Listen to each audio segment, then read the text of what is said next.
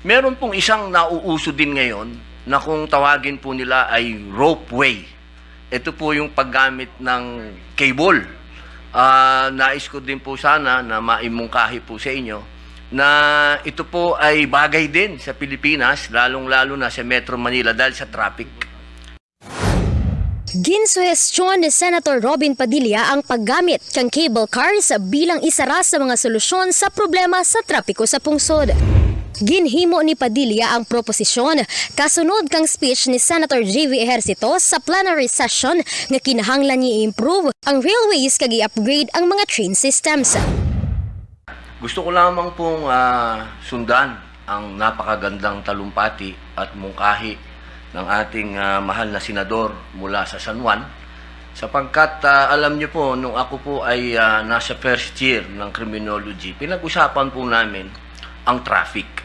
Kumporme man ang senador nga mas nagakaangay ang railways kag train systems para sa mga Pilipino bangod kang geography kang pungsod.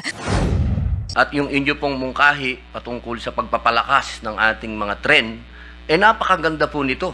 Ito po ay isagot, lalo na sa, alam niyo po, ang ating bayan, geographically, tayo po, ang kailangan natin talaga ay tren.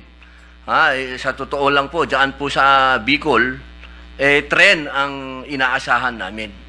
Gintumod ni Padilla nga sa mga poorly developed country, problema ang transportation system. Kapag ang traffic natin ay masama, ang pag-unlad ng isang bansa ay masama din. Kaya nangangahulugan na kailangan nating ayusin ang traffic. At maaayos lamang yan kung may magandang transportasyon. Ginathag naman kang senador, ginsuhestyon na lang ang ideya bilang sabat sa speech ni Senator Ejercito kag wara rin nagtugro kang dugang nga paathag sa plano may kangtanan sa cable car system. Namanan, nga pira ka mga pungsod sa kalibutan ang nagagamit ka mga cable cars bilang mode of transportation kag pagdara ka mga produkto sa sentro kang lugar. Pira sa mga dya ang mga pungsod kang China, Brazil, Malaysia, Bolivia kag iban pa. Para sa The Public Record, Rayan Joy Salvo Villasor, The Kinaraya Chronicle.